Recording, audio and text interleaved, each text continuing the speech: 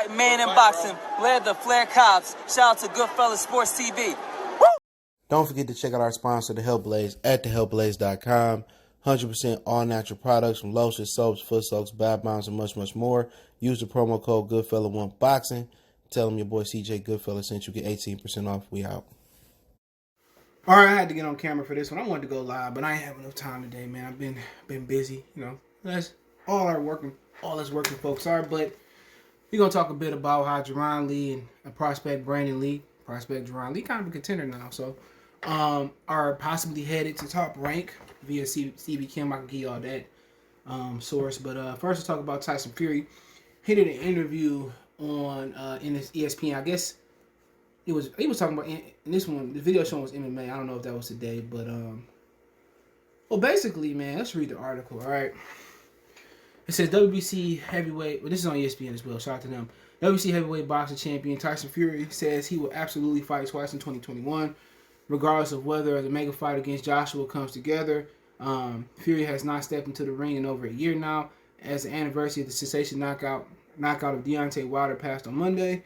32-year-old told ESPN on Wednesday that he is committed to fighting twice in 2021 after the potential trilogy bout against Wilder in December fell through. It was just a big mess, said Fury on the Wilder trilogy. I should have boxed because I've been so inactive. I've been out for over a year. By the time I fight again, I look at maybe June if the Joshua fight happens. That will be a year and 6 months. It's less than a year and 6 months, but you get about a year and a half out the ring, which is not ideal preparation for a super fight. He went on. The matchup between Fury and Joshua, 24-1-22, holds the WBA, WBO, and IBF, will be a blockbuster event. Although talks have been trending in the right direction, according to recent comments of Joshua's promoter, Eddie Hearn.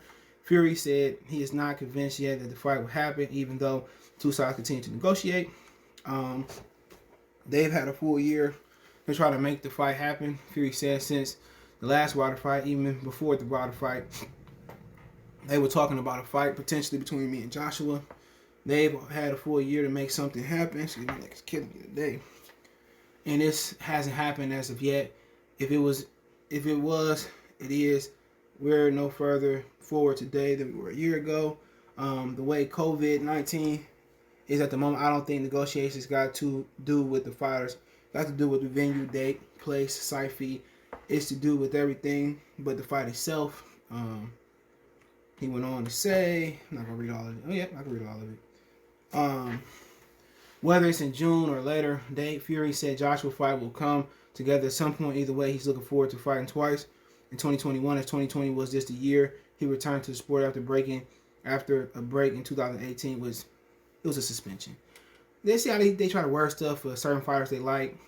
The dudes that got the complexion for the selection, which he failed to fight more than once. If that fight doesn't happen this summer, it's going to happen sooner or later, Fury said. But Top Rank has given me 2 fights this year. I will fight 2 times Top Rank network promoter ESPN. I don't care who it is. It's not Joshua. We're looking to fight in April or early May, the end of the year. If it's Joshua, then June or in the end of the year, bang, bang. So 2021 is looking bright. My thing is this. Before we get to the Wilder comments.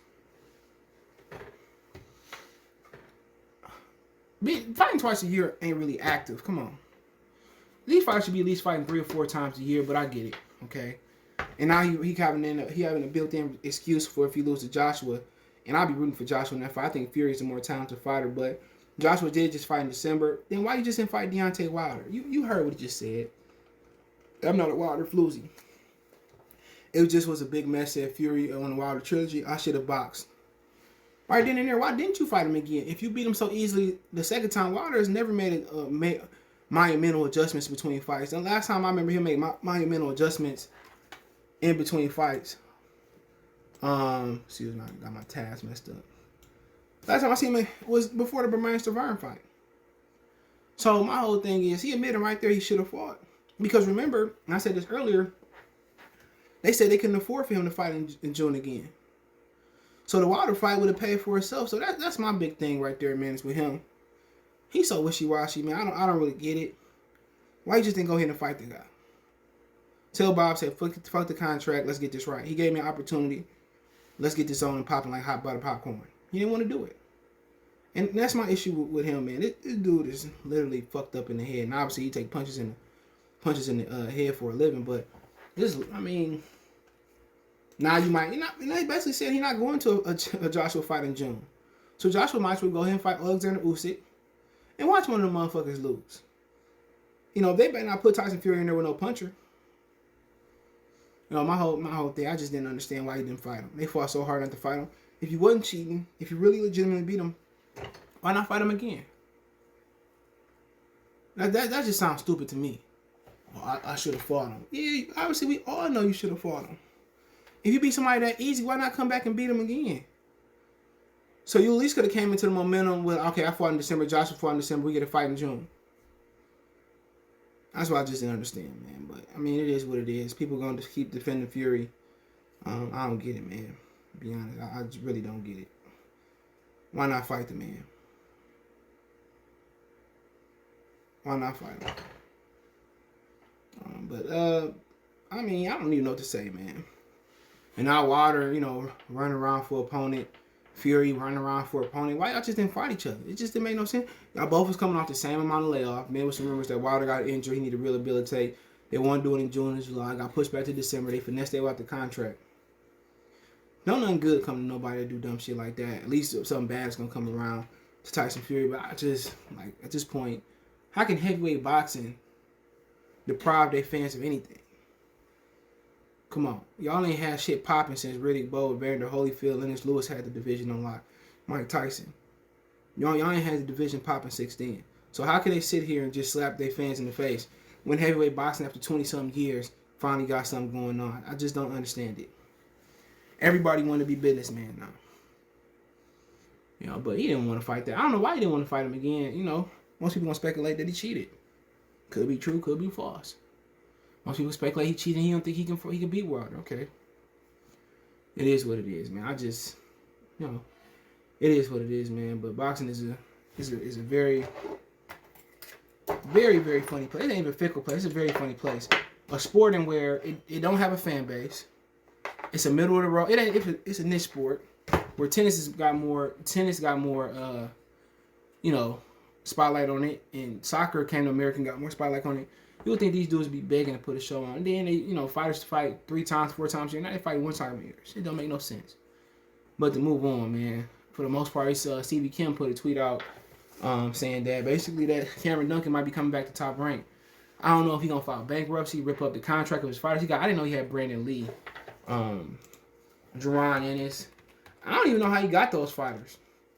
But I do know a lot of these boxer promoters be looking for dudes that got gold medals and think that matters. Some of the best fighters don't even medal or don't even make it to Olympics. But he's they said super lightweight. I thought he was bigger than that. Super lightweight.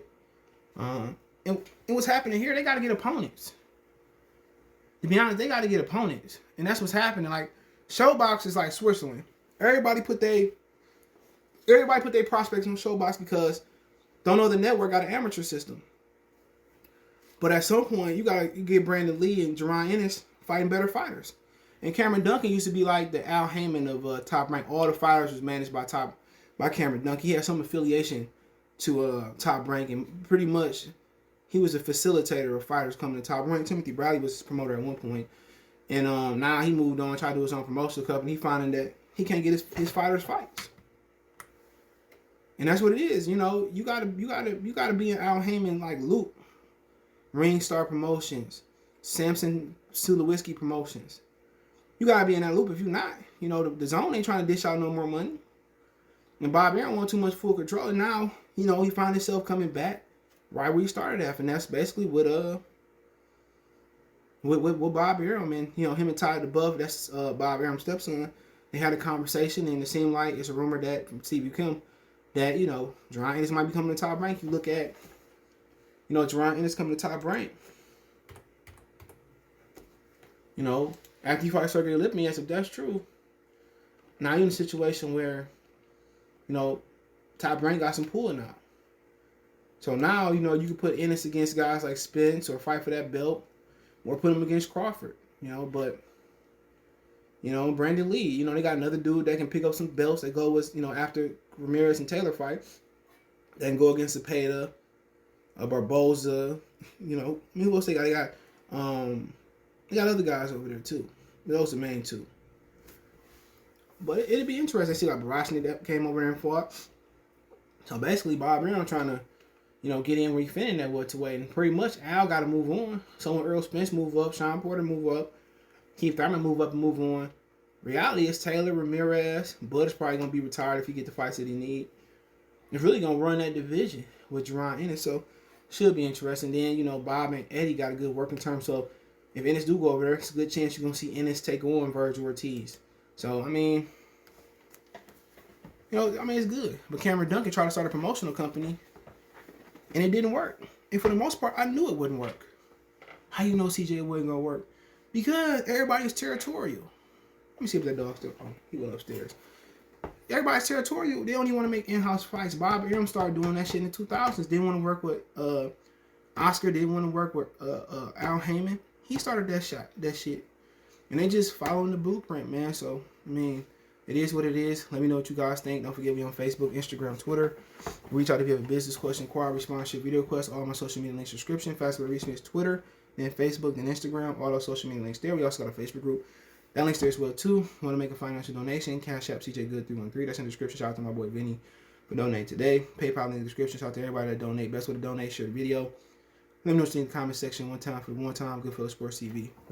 Belief about I'm on the phone. You on the phone? Yeah. You looking at my baby? No, I ain't looking right? at him. I'm good. You sure? Yeah, I'm good. All right, man. Next time we come outside, don't be staring and shit like that. I don't like that. I wasn't looking at him.